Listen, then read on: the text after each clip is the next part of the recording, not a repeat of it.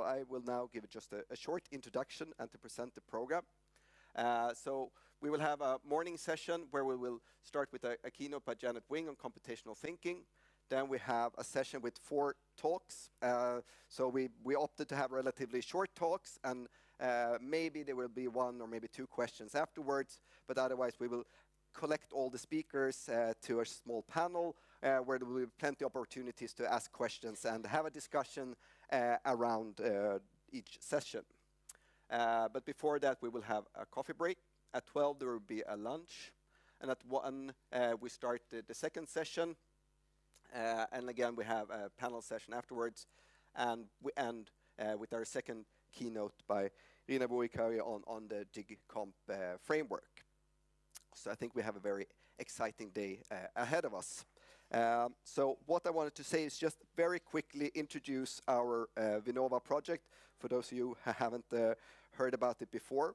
So basically the purpose of this project is to kind of be a, combining force, a joint force when it comes to the digitalization of the school. I mean that what we can see is that there's a lot of individual efforts going around, many great efforts going on throughout the country, but there is really a need to kind of pull all these things together. So that has been one of the main purposes and goals of this project. And that we should also do this in collaboration between academia, industry, and of course the schools and the teacher educations. And we have also been given the explicit task of coordinating it with the National Agency for Education's work on updating the curricula and also the implementation of that, these national IT strategies. So we're very pleased to have that collaboration with Skolverket. So all of this work is focused around a vision, which we basically developed during the first Trippel Helix workshop that we had in January 2016, so January last year, which was basically that the Swedish school, we should be able to use the knowledge and opportunities when it comes to digitalization in order to be able to foster critical thinking, creative youth that has the kind of modern knowledge and skills that they need, and that should also be able to maintain this through being curious and have an active form of collecting and building on their knowledge over time. So when it comes to digitalization, I think it's very important to realize that it's a very broad area. Everything from infrastructure to what should be taught in school to how to teach it to administrative support systems. So for our purposes, what we are interested in is what should be taught in school and how to do it. So those are the 2 questions that we are mainly interested in. The group that has been leading this are myself, see where are you rest? Linnea Stenliden, also from Linköping University. Jessica, have you arrived? She hasn't arrived yet. Jessica Westerlund and Stefan Andersson, who is the industry representative. But we also have a lot of different partners, both from industry and from academia and from different schools. So this is truly a joint project. So what have we done? So we have been helping the National Agency for Education to work with these national IT strategies. We organized a number of workshops where we collected information for them. We have also organized workshops where we collected input on what should be included in this new curriculum. That was decided in March this year. We have also, as part of these workshops, we have really connected the people from these different areas, and I think that has been something we have received a lot of positive feedback on, that people from industry got some contacts within the schools and so on and vice versa.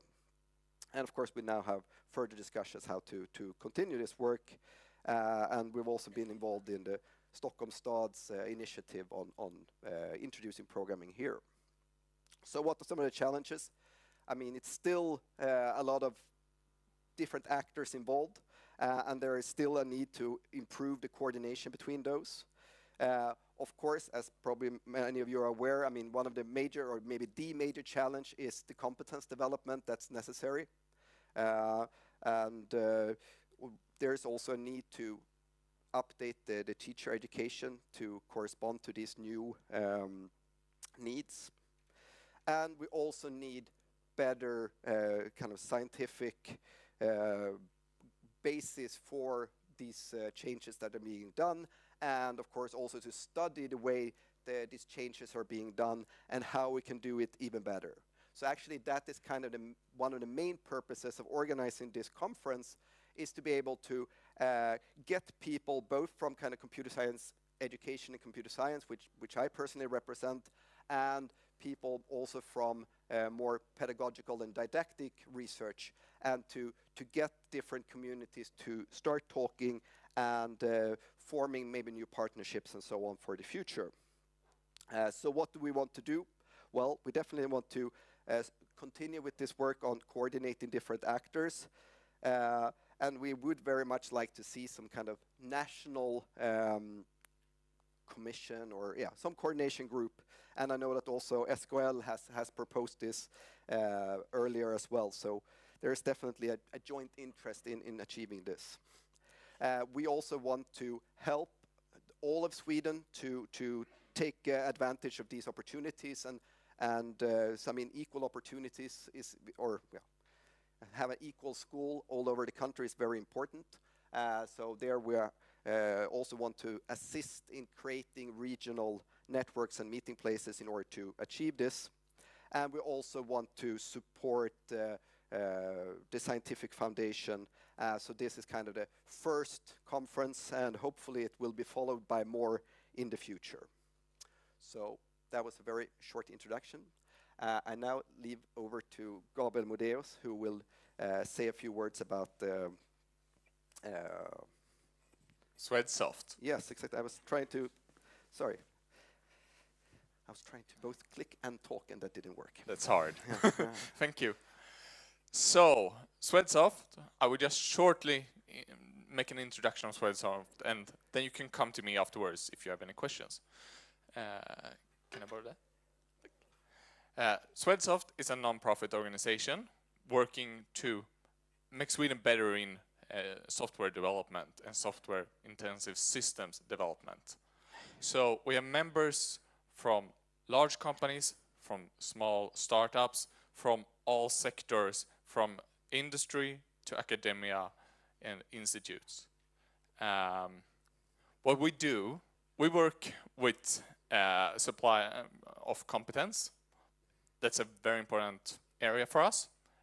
So we work with this project that Fredrik just introduced. We work with integration of new RIs and the statistics about software. We do events such as Software Technology Exchange Workshop that you will all find invitations to outside the door. And then we do lobbying. So, briefly, this is Swedsoft. If you want to know more, please come and talk to me in one of the breaks.